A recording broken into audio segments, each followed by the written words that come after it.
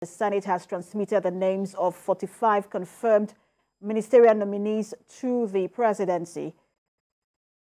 The Senior Assistant on National Assembly Matters, Senate, Senator Abdullahi Gumel, disclosed this in an interview with journalists at the National Assembly on Tuesday, explaining why the number of ministerial nominees was increased to 48 as against 42 in the previous administration. Mr. Gumel said some of the ministries which were merged will now stand alone, namely the Ministry of Works and Housing. The Senate on Monday confirmed out of 45, 8 ministerial nominees sent to the upper chamber by President Tinubu. We transmitted the confirmed list yesterday by about 11:30 p.m. to the Chief of Staff, to the President, after the Senate was on up to 11 o'clock in the evening. So the list is now with the executive, which means the ministerial nominees were cleared by the Senate and confirmed. And the President can appoint his ministers any time from today. And for more on this development and matter arising from the ministerial screening, I am being joined by the General Secretary of NNPP, Dikbo Olayokun, to discuss this. Thank you so much for joining us. Yeah, good evening. You're welcome. Viewers, good evening. So the last day of the screening was particularly interesting, especially with all that happened. But I think the height of it was the fact that 3 out of the 48 names were not confirmed. Nasir El-Rufai, Stella Okotite, and then Danladi. What is the implication of this, especially when once the Federal Executive Council starts to meet?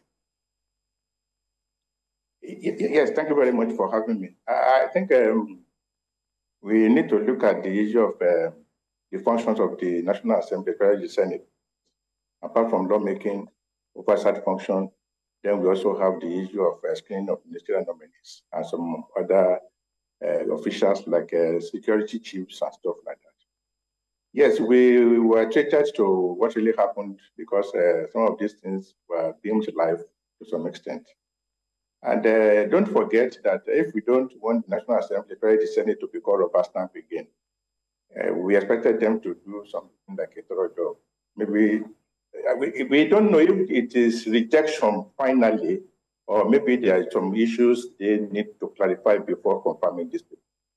That they have not sent the 3 names according to the spokesperson to the Senate, to the President, does not mean that they have rejected their nomination. Maybe there are 1 or 2 things they need to clarify before they send or they confirm.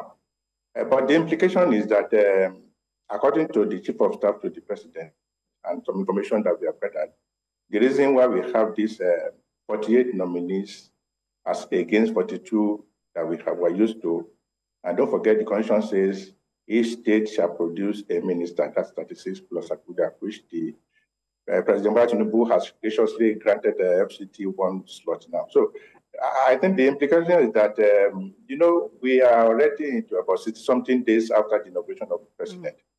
And I don't think we should bog down with the issue of nomination ministers that have not been nominated or confirmed. So now that they have what a lot of Nigerians, Mr. Layok, the reason that is still on the news, because Nigerians are wondering what the standard practice is. Do you screen, do you have that security check before you screen, or do you screen while you're waiting for security clearance? And that's why Nigerians are still talking about it. What is the standard practice? No, don't forget that during one of their sittings, an issue came up, and then the Senate spokesperson, somebody who spoke on behalf of the Senate then, said, even after this, what we all witness, what we see on television, that they will retire into their chambers and then look at a lot of other things. That what we have watched on television is just the normal question and answer session. That they will retire into their chambers and then consider some of the things that even the nominee has said or some information that will come later. So perhaps it's one of those things that they needed, especially don't forget the case of Malam Rufai generated a lot of issues.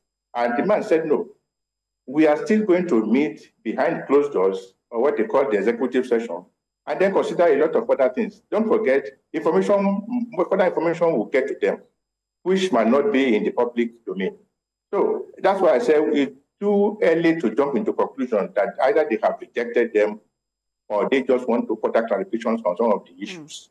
But like I said, what is very, very key is that we are into 60-something days after the inauguration. For Christ's sake, government should start moving, rolling. Maybe that is why they said, okay, these ones that we have confirmed, let's forward them to the president.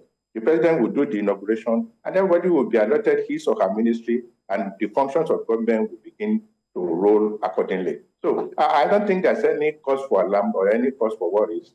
And if it invent that they finally reject these nominations, then the president is at liberty to either send fresh nominees or to still retain, they will continue to stand like what we witnessed under former presidential constitution when one particular person, Babalola Borishade or something like that, was rejected about 2 or 3 times, and the president then continued to send his name back to the Senate. So, like I said, we should not entertain any fear now. What matters most is out of 48 ministers. I'm sure, Mr. Alayokun, the Nigerians are waiting for that very first Federal Executive Council meeting and what it will entail. But again, as Nigerians wait for that meeting, you realize that it is going to be a meeting or more like a government of national unity. When you look at the fact that there are people who are in other political parties being in this government, case in point, the former governor of Rivers State.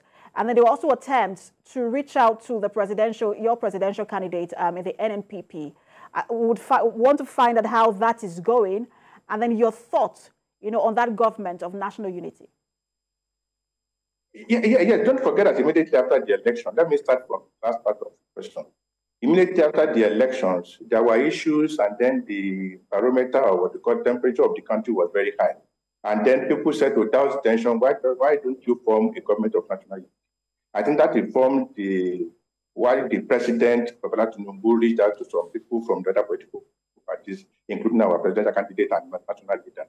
And then he has announced his cabinet. But I think what is very, very key is that, like you said, Nigerians want to see the government rolling. And that is why the Senate does not want to be accused of creating problems for the president.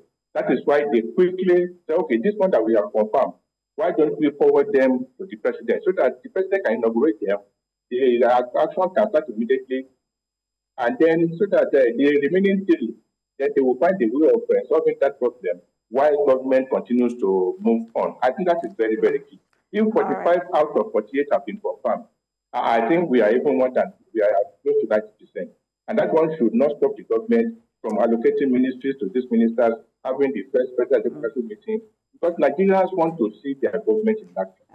And we're also sure that this administration is ready to begin its first meeting. Thank you so much for talking to us. General Secretary, NNPP, Digbo Alayokun.